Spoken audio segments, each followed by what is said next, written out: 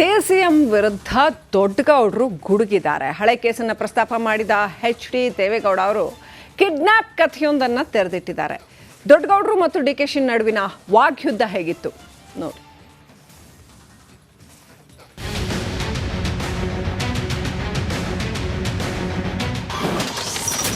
DCM DKಶಿ ವಿರುದ್ಧ HDD bomb.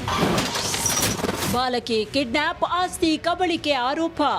9 ವರ್ಷದ ಹುಡುಗಿನ ತಗೊಂಡು ಹೋಗಿ ಆಸ್ತಿ ಬರ್ಸಿದ್ರಲ್ಲ.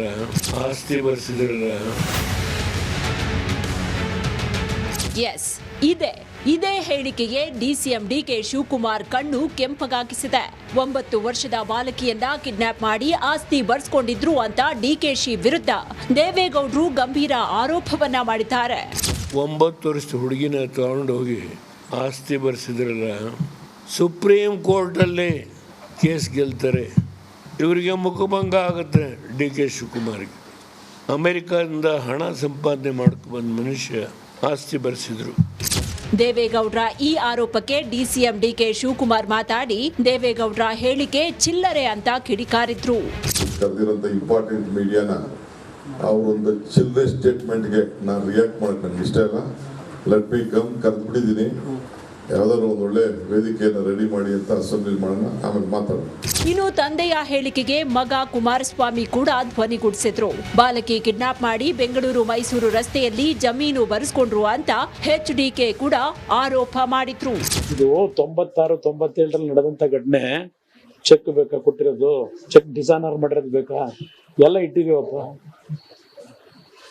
ಏನ್ ಮಾಡಿದ್ರಿ? ಒಂದು ಮಗುನ ಕರ್ಕೊಂಡೋಗಿ ಕಿಡ್ನಾಪ್ ಮಾಡಿ ಅದೇ ಬೆಂಗಳೂರು ಮೈಸೂರು ರೋಡಲ್ಲಿ ಜಮೀನು ಬರ್ಸ್ಕೊಳ್ಳಿಕ್ಕೆ ಏನೇನು ನಡೆಸಿದ್ರಿ? ಅತಿ ಇತಿಹಾಸಗಳಿದೆ. ಚರ್ಚೆಗೆ ರೆಡಿ ಅಂತ.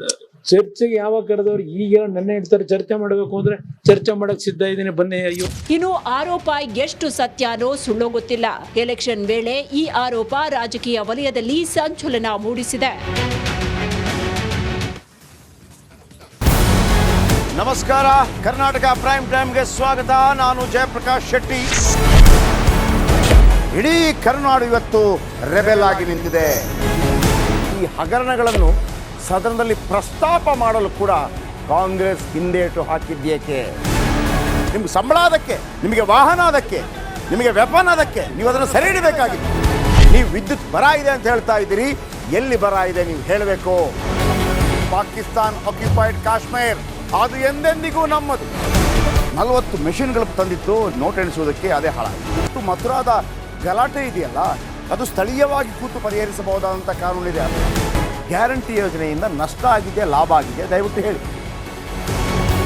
Dawood Ibrahim most wanted criminal ಯಾವಾಗಾದ ಅಂದರೆ ಇಲ್ಲಿ ತನಕ ಭಾರತ ದೇಶದಲ್ಲಿ ಓರ್ವ ದಲಿತ ಪ್ರಧಾನಿಯಾದಂಥ ಇತಿಹಾಸವೇ ಇಲ್ಲ.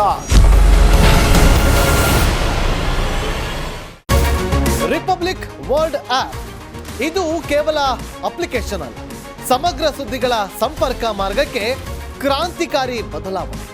ರಿಪಬ್ಲಿಕ್ ವರ್ಲ್ಡ್ ಆಪ್ ಕೇವಲ ಸುದ್ದಿ ಅಪ್ಲಿಕೇಶನ್ ಅನ್ನ ಪರಿಚಯ ಮಾಡ್ತಾ ಇಲ್ಲ, ಬದಲಾಗಿ ಡಿಜಿಟಲ್ ಸುದ್ದಿ ಬಳಕೆಯ ಹೊಸ ಯುಗಕ್ಕೆ ನಾಂದಿ ಹಾಡ್ತಾ ಇದೆ. ಇದೊಂದು ಬ್ರೇಕಿಂಗ್ ನ್ಯೂಸ್, ಪ್ರಭಾವಶಾಲಿ ಕಾರ್ಯಕ್ರಮಗಳಿಗೆ ಗಟ್ಟಿಯಾದ ವೇದಿಕೆ. ರಿಪಬ್ಲಿಕ್ ವರ್ಲ್ಡ್ ಅಪ್ಲಿಕೇಶನ್ ಈಗ ಲೈವ್ ಆಗಿದೆ. ಗೂಗಲ್ ಪ್ಲೇ ಸ್ಟೋರ್ ಮತ್ತು ಆಪಲ್ ಆಪ್ ಸ್ಟೋರ್ ಎರಡರಲ್ಲೂ ಲಭ್ಯವಿದೆ. ಈಗಲೇ ಡೌನ್ಲೋಡ್ ಮಾಡಿ.